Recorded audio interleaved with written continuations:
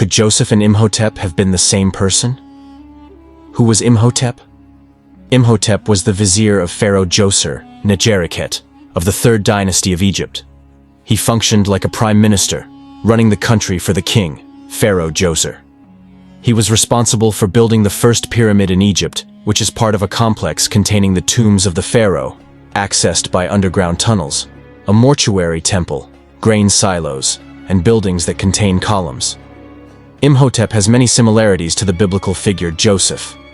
He was a commoner. He lived until the age of 110 years. He married the daughter of the high priest of Heliopolis, capital city On.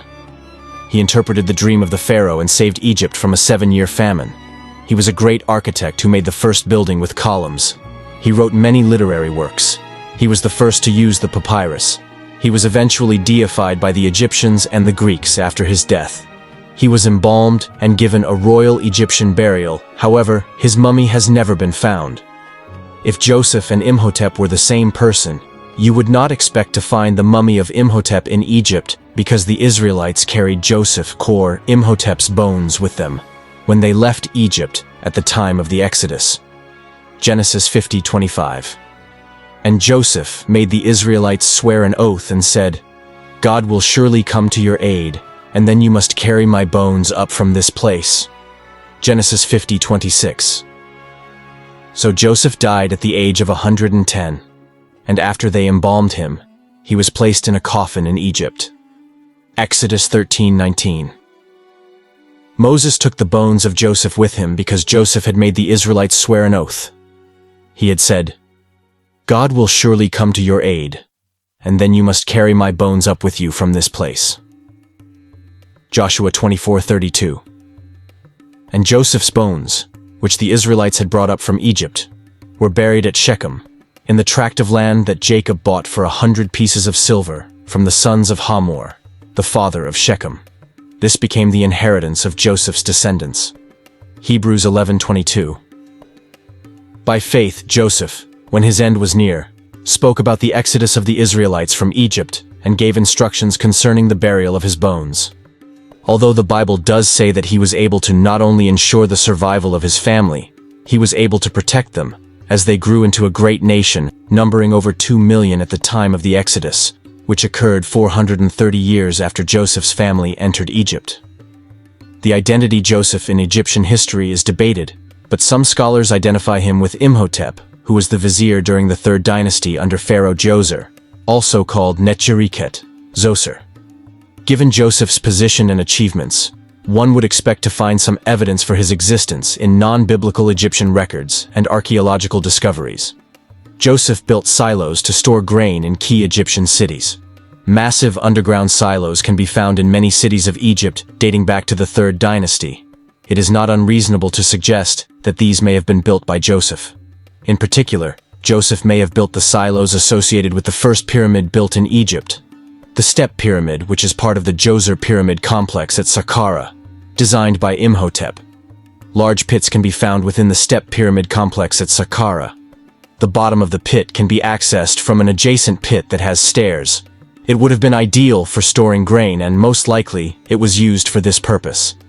It could have been made by the Hebrew vizier Joseph, who had many similarities to the vizier Imhotep who designed the Step Pyramid complex. This has caused many historians to propose that Joseph and Imhotep were the same person. There are many similarities between the profile of Joseph and Imhotep. Imhotep is also credited with saving Egypt from a 7-year famine after hearing of the pharaoh's dream. Imhotep, like Joseph, was a commoner with some divine connection and was placed second in charge of Egypt by the king, Negerikhet. Joseph bought up all the land for Pharaoh by selling the grain he stored during the 7 years that preceded the famine, a feat that could only have been performed once, early in Egypt's history, and explains how the pharaohs became so powerful and able to build the pyramids. Given that Joseph was one of the patriarchs of Israel, and figures very early in the biblical record, less than 1,000 years after the flood of Noah, it is quite possible that he may have figured in the early parts of Egyptian history, namely the 3rd dynasty, as the vizier for Pharaoh Djoser. Until recently, the most compelling argument against Joseph and Imhotep being the same person has been the discrepancy between the estimated times during which they lived. Egypt was not always united, and sometimes there were different rulers in Upper and Lower Egypt. Sometimes a conquering pharaoh would let regional rulers, nomarchs, stay on as governors when a new dynasty began. For example, 12th dynasty. The division of the kingdom into up to 42 nomes, regions or provinces, can be dated back to the Old Kingdom, and it continued until the Roman period. Clearly, there are many problems with the traditional Egyptian chronology that assumed the Egyptian dynasties were sequential and did not allow for co-regency and dynasties running in parallel. Evidence is now accumulating to suggest that Egyptian dynasties may overlap and may not date back as far as was once thought.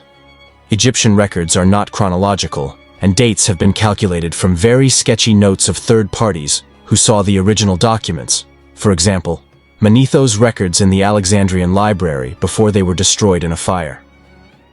Other documents, such as the Turin King list, are very fragmented and incomplete.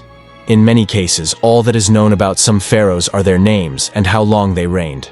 The pharaohs of dynasties 7 to 11, the first intermediate period, were not buried in pyramids as were the pharaohs of the Old Kingdom, dynasties 3 to 6, and the Middle Kingdom, dynasty 12.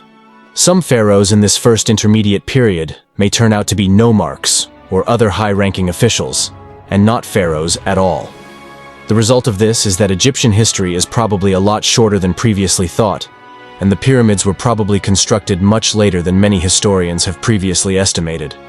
If David Down is on the right track with his modern alignment of the Egyptian dynasties and allowing for a long sojourn of the Israelites in Egypt of 430 years, Exodus 12:40, it is quite likely that Joseph and Imhotep were the same person, particularly if some pharaohs in dynasties 7 to 11, the first intermediate period, turn out to be high-ranking officials or nomarchs.